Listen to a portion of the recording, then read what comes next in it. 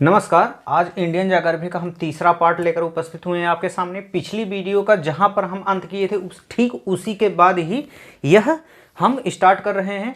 इसमें का पहला पॉइंट आप समझिए, गुजरात का समय अरुणाचल प्रदेश से 2 घंटे पीछे है। इसका मतलब क्या है? यह है गुजरात, यह है अरुणाचल प्रदेश। तो यह हमारे देश का पश्चिमी हिस्सा है और यह हमारे देश का पूर्वी हिस्सा है। इसका मतलब यह है सूरज हमेशा पूर्व से निकलता है। इसका मतलब यहां पर सुबह पहले होती है, फिर यहां पर सुबह सबसे बाद में होती है। इसका मतलब क्या हुआ कि यहां पर अगर सूरज हमें दिख गया तो यहां पर क्या हुआ, सूरज 2 घंटे बाद दिखेगा गुजरात में। तो यहां पर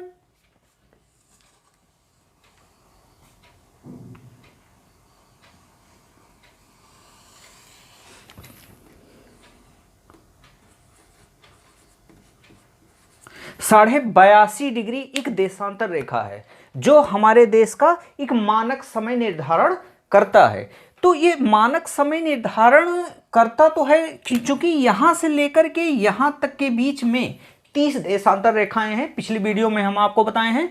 तो यह 82.5 डिग्री जो है, यह पूरे भारत में जितनी देशांतर रेखाएं हैं उनके बीच का मध्य बिंदु है ये 82.5 डिग्री। अब यहां पर जैसे यहां पर आप देखते हैं 68 डिग्री देशांतर रेखा थी और यहां पर 97 डिग्री पॉइंट में थी दोनों। तो उनके बीच में अगर देखा जाए तो 82.5 डिग्री निकल के आता है। इसका मतलब क्या है? भारत का मध्य बिंदु है ये, जहां से यह रेखा गुजरती है 82.5 डिग्री। अब हम ये देखते हैं कि 82.5 डिग्री मानक समय क्यों निर्धारण किया गया। चूंकि जैसे हम यहां देख सकते हैं, सुबह पहले अरुणाचल प्रदेश में हो जाएगी, उसके 2 घंटे बाद यहां पर होगी। इसका मतलब यहां पर अरुणाचल प्रदेश में जैसे ही सुबह हुई, जैसे जैसे हम इधर आते हैं तैसे तैसे सूर्य को दिखने में लेट होता जाएगा। सबसे पहले यहां, फिर यहां, फिर यहां, फिर यहां, फिर यहां, फिर यहां, फिर यहां, सबसे अंत में भारत के इस छोर पर सबसे अंत में सूरज दिखाई देगा। और यह देखा जाता है 30 डिग्री जो ये है, 30 देशांतर रेखाएं जो हैं, यह यहां पर जो 68 पॉइंट कुछ है, यहां पर सबसे अंत में हमें सूरज दिखाई देगा, या ऐसा कह ले सुबह दिखाई देगा। तो वही कहा गया है गुजरात का समय अरुणाचल प्रदेश से 2 घंटे पीछे है। क्योंकि हमारी पृथ्वी समझ लीजिए गोल है, पृथ्वी गोल है और सूरज एक है। अगर सूरज एक है तो हमारी पृथ्वी अपनी धुरी पर 24 घंटे में एक चक्कर लगा रही है। क्योंकि मान लीजिए आपकी नजरें सूरज हैं, जहां से रोशनी इस पर पड़ रही है, तो क्या आप अभी बता सकते हैं कि यह पीछे वाला हिस्सा कैसा है? नहीं बता सकते हैं, क्योंकि आपकी नजरें इस पर पड़ रही हैं। इसका मतलब अगर हम ये मान के चलें सूरज आपकी नजर है, आपकी नजरें अर्थात सूरज की रोशनी कहां पड़ेगी? पृथ्वी के इस हिस्से पर, इस हिस्से पर नहीं पड़ेगी। इसका मतलब यह है यहां पर उजाला रहेगा, यहां पर अंधेरा रहेगा। अब देखिए, आपकी नजरें सूरज हैं, ये हमेशा याद रखिएगा। अब यह पृथ्वी अपनी धुरी पर पश्चिम से पूरब की तरफ घूम रही है। अब धीरे धीरे आपकी नजरों से यह ओझल होता जाएगा। इसका मतलब यहां शाम होती जाएगी और यहां पर सुबह होने वाली है, क्योंकि आपकी नजरें अर्थात सूरज का प्रकाश यहां पर पड़ने वाला है। अब यहां पर धीरे धीरे सुबह। अब इसको एग्जाम्पल मान लीजिए हमारा इंडिया का यह अरुणाचल प्रदेश पहले सामने आ रहा है। आपको अरुणाचल प्रदेश सामने पड़ेगा, ना कि यहां पर गुजरात। पूर्वी हिस्सा अरुणाचल प्रदेश, पश्चिमी हिस्सा गुजरात। इसका मतलब आप अरुणाचल प्रदेश को अब हल्का हल्का देख सके होंगे। हल्का हल्का में सूरज की रोशनी हल्की हल्की, हल्की हल्की सूरज की रोशनी अर्थात हल्का हल्का अरुणाचल प्रदेश में सुबह की स्थिति। यहां पर पड़ा, यहां पर पड़ा, यहां पर पड़ा। इसका मतलब क्या है? आपकी नजरें अब पूरा देख ली, यहां पर पहुंचा दोपहर का समय, कड़ाके की धूप, फिर ये स्थिति। इसका मतलब क्या है कि आप शाम की स्थिति में पहुंच गए हैं। यही है 24 घंटे में पृथ्वी अपनी धुरी पर एक चक्कर लगाती है और हर एक बिंदु पर सुबह और कहीं ना कहीं शाम होता ही रहता है। 24 घंटे में कहीं ना कहीं हर वक्त सुबह, हर वक्त शाम, हर वक्त दोपहर, यह जितने भी पहर हैं दिन के या रात के, कहीं ना कहीं होता ही रहता है। इसका मतलब आप गुजरात का समय अरुणाचल प्रदेश से 2 घंटे पीछे है, 2 घंटे यहां से ये पीछे है। अब समय किसी के घड़ी में अगर यहां पर 4 बजे सुबह हो गई तो यहां पर इसका मतलब क्या है, 6 बजे सुबह होगी। यहां पर 6 बजे सुबह हो गई तो यहां पर 8 बजे सुबह होगी, ऐसा माना जाएगा और घड़ी का समय कोई निर्धारित नहीं रहेगा। इसी कारण से हर एक देश, हर एक स्थान पर अपना एक मानक समय का देशांतर लाइन मान ही लेते हैं। अगर कोई बहुत बड़ा एरिया है, एग्जाम्पल के तौर पर रूस में कई ऐसे मानक रेखाएं हैं, वहां पर वह एरिया बहुत ही बड़ा है। सबसे बड़ा महाद्वीप कौन सा है? एशिया महाद्वीप तो बड़ा है, सबसे बड़ा देश रूस है।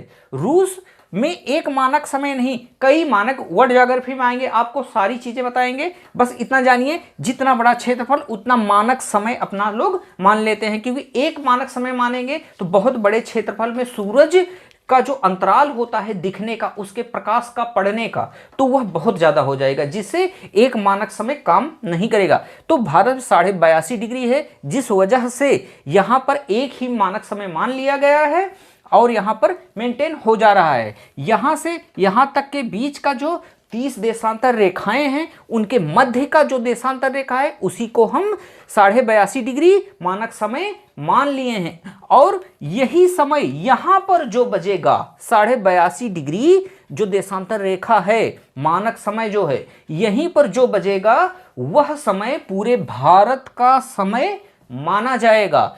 अगला बिंदु हम देखते हैं, भारत में 82.5 डिग्री रेखा मानक समय है जो इलाहाबाद के नैनी से होकर गुजरता है। हमेशा एग्जाम में आता है, किसी भी कैटेगरी का एग्जाम हो उसमें यह आता ही आता है कि इलाहाबाद के नैनी से कौन सी रेखा गुजरती है। तो यह 82.5 डिग्री रेखा, देशांतर रेखा इलाहाबाद के नैनी से गुजरती है, जो कि मानक समय है। यह रेखा भारत के पश्चिमी एवं पूर्वी छोरों के मध्य से गुजरता है, जो यूपी, एमपी, छत्तीसगढ़, उड़ीसा, आंध्र प्रदेश राज्यों से होकर गुजरता है। कहने का मतलब क्या है, यह रेखा, यह जो रेखा है, यह कितने राज्यों से,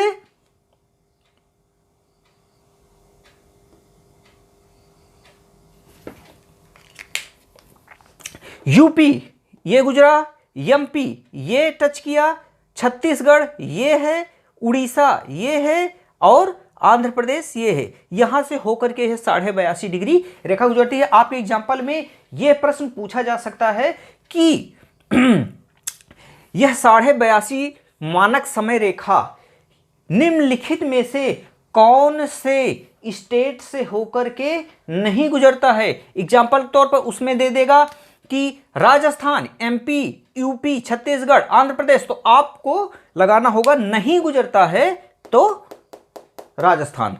अब अगला बिंदु हम देखते हैं, भारत का समय लंदन के समय से 5.5 घंटे आगे है। इसको अगर हम देखते हैं तो हम क्या पाते हैं,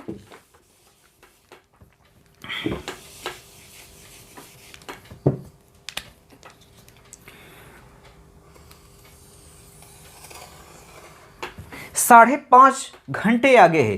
तो यहां पर अगर हम मान लें उत्तरी अमेरिका, यहां पर दक्षिणी अमेरिका, यहां पर अगर मान लेते हैं हमारा लंदन, और यहां पर अगर हम माने तो अफ्रीका है, और यहां पर हम यूरोप और एशिया को मान लेते हैं। तो यहां पर अगर हम माने तो ऑस्ट्रेलिया है। अब देखिए हमारा भारत यहां है, लंदन यहां है, यहां से एक रेखा देशांतर 0 डिग्री गुजरती है। अब यह रेखा लंदन के ग्रीनविच से जो होकर के गुजरती है, उसके समय से, चूंकि यह अंतरराष्ट्रीय समय रेखा है, और यहां से और यहां पर जो गुजरती है, चूंकि कई हैं देशांतर रेखाएं, एक नहीं है। अब इसी कारण से यहां से जो मध्याह्न रेखा गुजर रही है भारत के, ये 82.5 डिग्री भारतीय राष्ट्रीय समय रेखा के नाम से जानी जाती है और यह अंतरराष्ट्रीय समय रेखा के नाम से जानी जाती है।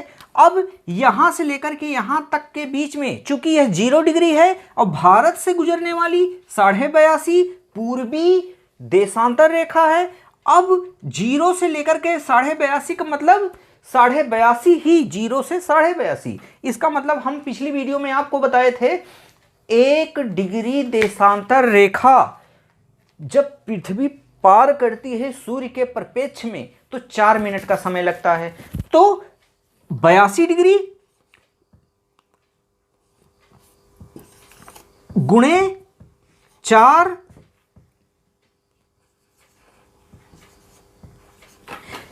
328। अब 328 आया, लेकिन ये 82.5 है। 1/2 आधी डिग्री, 1 डिग्री घूमने में 4 मिनट, तो आधी डिग्री घूमने में 2 मिनट, तो +2 = 330। 60 से अगर एक इसको भाग दे देते हैं तो ये आ जाएगा इतना। जब ये इतना आ जाएगा तो क्या हुआ, 5.5 घंटे। 5.5 घंटे हमारा समय ग्रीनविच रेखा से आगे है। अब ये आगे क्यों है, पीछे क्यों नहीं है, इसको समझने के लिए हम बता रहे हैं।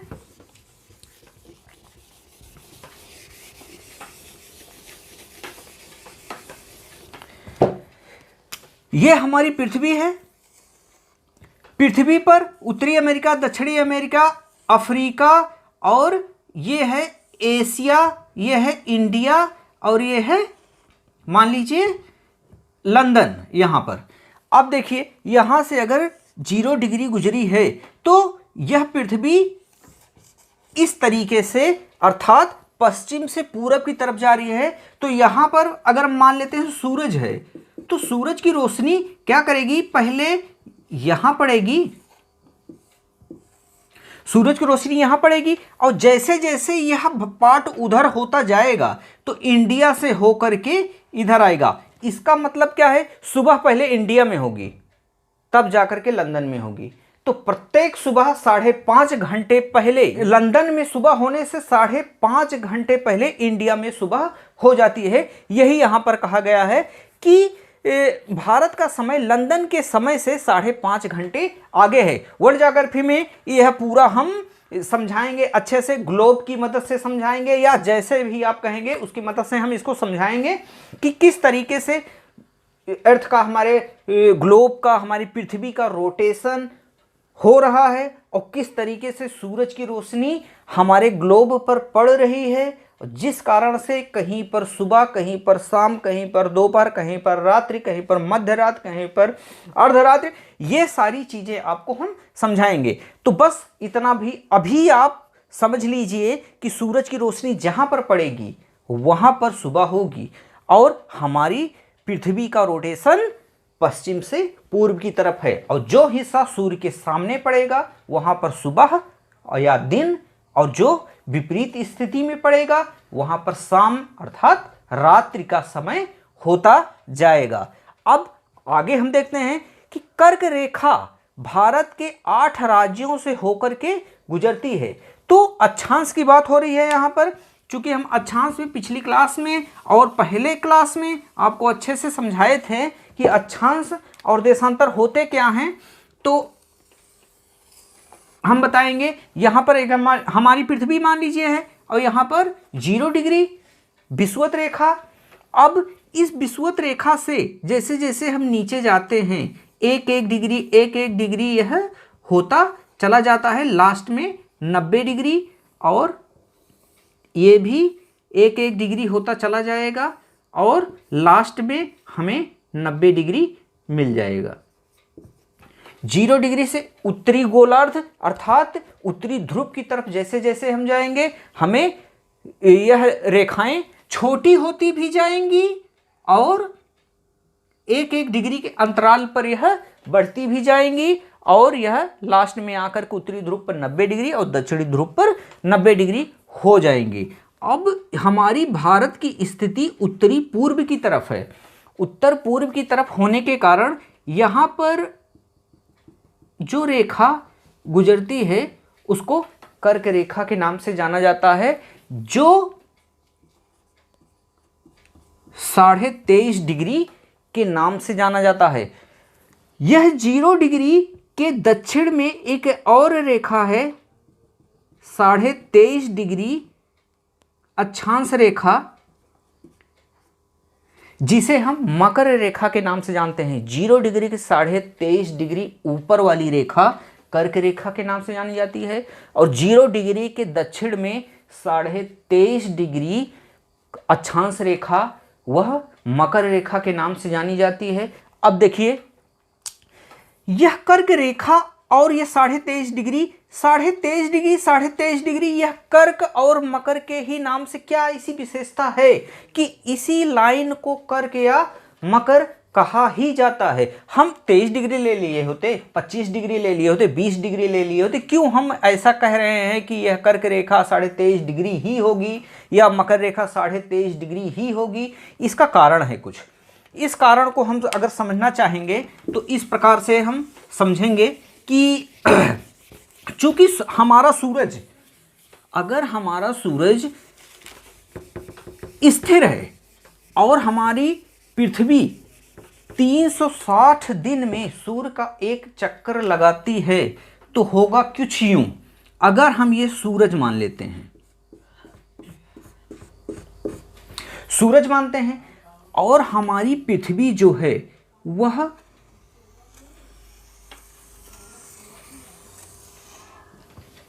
अंडाकार पथ से होते हुए सूरज का चक्कर हमारी पृथ्वी लगाती है। अब देखिए, हमारी पृथ्वी अगर यहां पर है तो होगा कुछ यूं। चूंकि हमारी पृथ्वी 23.5 डिग्री अपने अक्ष पर झुकी हुई है, यह डिटेल हम आगे बहुत ही अच्छे से आपको समझाएंगे, बस इतना अभी आप समझिए। हमारी पृथ्वी 23.5 डिग्री अपने अक्ष पर झुकी हुई है, जिस कारण से यह उत्तरी ध्रुव यहाँ और दक्षिणी ध्रुव यहाँ पर है। और अब देखिए, सूरज की रोशनी, सूरज की रोशनी या लाइट का एक गुण होता है कि वो सीधी रेखा में चलते हैं, और सीधी रेखा में चलने के कारण यह पृथ्वी को सीधे तौर से प्रभावित करेंगे, अर्थात यहाँ पर अपनी रोशनी डालेंगे, जिस वजह से हमारी पृथ्वी का उत्तरी भाग वंचित रह जाता है रोशनी से, और दक्षिणी भाग सराबोर हो जाता है रोशनी से। इस कारण से यहाँ पर अगर हम देखें तो क्या हमें मिलता है कि दक्षिणी ध्रुव के या दक्षिणी गोलार्ध की तरफ दिन बड़े होते हैं, उत्तरी गोलार्ध की तरफ दिन छोटे होते जाते हैं। और यही स्थिति आ जाएगी अगर हम इधर पृथ्वी को बनाते हैं, तो यह ऐसे है, तो यह सीधी रोशनी यहां पर होगा। अब इसका मतलब यह नॉर्थ था, यह साउथ पोल, यह नॉर्थ है, यह साउथ पोल। अगर 360 दिन में हमारी पृथ्वी सूरज का एक चक्कर लगाती है अंडाकार पथ पर, तो एक स्थिति ऐसी आएगी और एक स्थिति ऐसी आएगी। यह सूरज की हम रोशनी आपको दर्शाए हुए हैं कि यह सूरज की रोशनी है।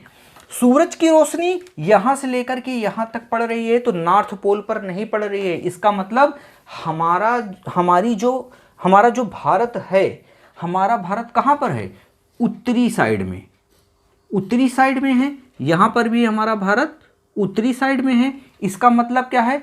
सूर्य की सीधी किरणें यहां पर पड़ जा रही हैं, और यहां पर सूर्य की सीधी किरणें नहीं पड़ पाएंगी, यहां पर चली जाएंगी, लेकिन यहां पर पड़ जाएंगी। इसका मतलब अगर हमारी पृथ्वी नॉर्थ पोल की तरफ है, तो यहां पर पूरा नॉर्थ पोल कवर नहीं हो पाता है। इसका मतलब है पृथ्वी, हमारे भारत पर बहुत ही कम रोशनी पड़ेगी और ठंडी का समय होगा। और यहाँ पर अगर नॉर्थ पोल पर सूरज की रोशनी डायरेक्ट पड़ रही है, इसका मतलब नॉर्थ पोल की साइड में हमारा इंडिया है, और इसका मतलब यहाँ पर गर्मी का समय होगा, मोटा मोटा बस इतना ही समझिए अभी कि अगर एक गर्मी और ठंडी ये दोनों चीज़ें तब आती हैं जब हमारी पृथ्वी एक साइड, सूर्य के एक साइड से दूसरे साइड की तरफ चली जाती है, तब गर्मी और ठंडी आती हैं। एक होता है अक्षीय गति, एक होता है कक्षीय गति। पृथ्वी की दो गतियां हैं। अगर ये सूरज है और हमारी पृथ्वी चारों तरफ सूरज के चक्कर लगा रही है और खुद का भी, खुद की धुरी पर भी चक्कर लगा रही है, इसका मतलब दो गतियां हैं पृथ्वी की। एक है अक्षीय, अक्ष का मतलब अपने ही अक्ष पर घूमना, पश्चिम से पूरब की तरफ अपने ही अक्ष पर घूमते रहना, जिससे दिन या रात होती है। और दूसरी गति कक्षीय गति। कक्षीय गति का मतलब है सूर्य के चारों तरफ घूमना, जिस वजह से होता क्या है कि मौसम परिवर्तन होता है, ठंडी होता है, गर्मी होता है, बरसात होता है, जिस वजह से यह कक्षीय गति का परिणाम होता है। और बस यही होता है जिस वजह से ये कहा गया है कर्क रेखा भारत के 8 राज्यों से होकर गुजरती है। हम यहाँ पर थे तो कर्क रेखा का मतलब है ये सूरज, जो अगर ये पृथ्वी है, यह विषुवत रेखा, ये कर्क रेखा, ये मकर रेखा, तो हमारे सूरज की सीधी किरणें कहाँ पड़ेंगी? एक बार सूरज यहां तक आएगा सीधी किरणें, एक बार सूरज यहां तक आएगा सीधी किरणें, एक बार तो यहां आएगा ही 0 डिग्री के। लेकिन कर्क रेखा के ऊपर अपनी सीधी किरणें सूरज नहीं डाल पाता है और मकर रेखा तक आता है। इसके बाद सूरज अपनी सीधी किरणें दक्षिणी गोलार्ध के पार नहीं करता है 23.5 डिग्री के बाद। यहीं पर यह अंत हो जाता है और इसीलिए जहां पर यह सूरज अपनी सीधी रोशनी डालता है उसी को हम कहते हैं कर्क और मकर रेखा।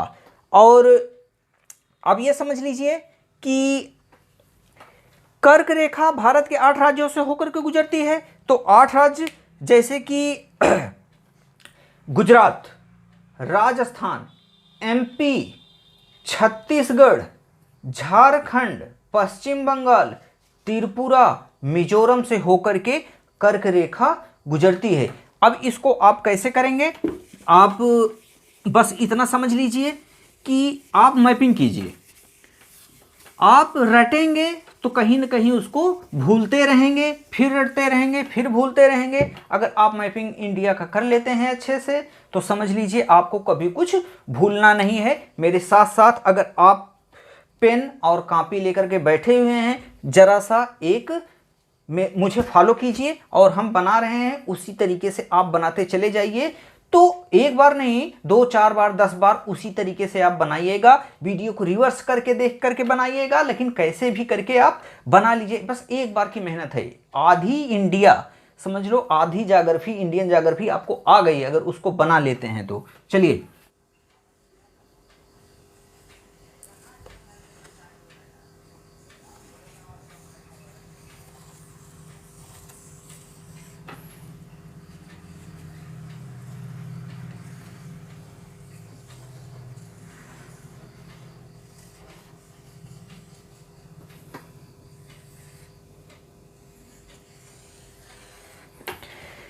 इतना कर लेते हैं, हम नहीं कहते हैं कि ये बहुत ही परफेक्ट है, लेकिन इतना अगर आप कर लेते हैं तो आपका काम चल जाएगा। पढ़ाई के बेस पर आपका काम चल जाएगा और कोई दिक्कतें नहीं होंगी। इतना कर लेते हैं। उसके बाद अगर आप अन्य राज्यों को बनाते हैं तो इस तरीके से और इस तरीके से। यहाँ पर अगर आप हरियाणा को बनाना चाहते हैं तो इस तरीके से कर लीजिए और पंजाब को यहाँ पर मिला दीजिए, राजस्थान को कुछ इस तरीके से कर दीजिए, यूपी को इस तरीके से कर दीजिए, बिहार को ऐसे मिला दीजिए। उसके बाद यहाँ पर आपका गुजरात हो जाएगा, यहाँ पर महाराष्ट्र हो जाएगा, यहाँ पर कर्नाटक, यहाँ पर केरल, यहाँ पर तमिलनाडु, आप इसको ऐसे कर लीजिए, यहाँ पर तेलंगाना आपका नया राज्य हो जाएगा। और अगर आप यहाँ से ऐसे खींच लेते हैं तो आपका बन जाएगा आंध्र प्रदेश। इसके बाद यहाँ पर पश्चिम बंगाल, यहाँ पर झारखंड हो जाएगा, और यहाँ पर ये अपने आप उड़ीसा निकल के आ जाएगा, और यहाँ पर सिक्किम हो जाएगा, ये मेघालय हो जाएगा, और ये है अगर आप देखते हैं तो ये आसाम हो जाएगा, यह अरुणाचल प्रदेश हो जाएगा, और नागालैंड, मणिपुर, मिजोरम बन के तैयार हो गए। इसके बाद यहाँ पर आप देखते हैं गोवा, यहाँ पर पांडिचेरी, यहाँ पर दमन और दीव वगैरह कुछ हैं, और यहाँ पर चंडीगढ़, और यहाँ पर अंडमान निकोबार द्वीप समूह हैं, और यहाँ पर आप लक्षद्वीप की स्थिति को देख सकते हैं। यह बस 2 मिनट का काम है, अगर आप अच्छे से इसको कर लेते हैं तो नहीं छूटेगा। अब यहाँ से कर्क रेखा गुजार दीजिए, हो जाएगा अपने आप। ये है गुजरात, ये है राजस्थान, ये छत्तीसगढ़, झारखंड, पश्चिम बंगाल, और यह अपने आप से त्रिपुरा और मिजोरम से होकर के यह रेखा गुजर गई। यही कर्क रेखा है जो 8 राज्यों से होकर के भारत से गुजरती है। इस क्लास को यहीं पर अंत करते हैं, और हम मिलेंगे आपके अगले वीडियो में इससे आगे लेकर के। यह अभी ख़त्म नहीं हुआ है ये पार्ट।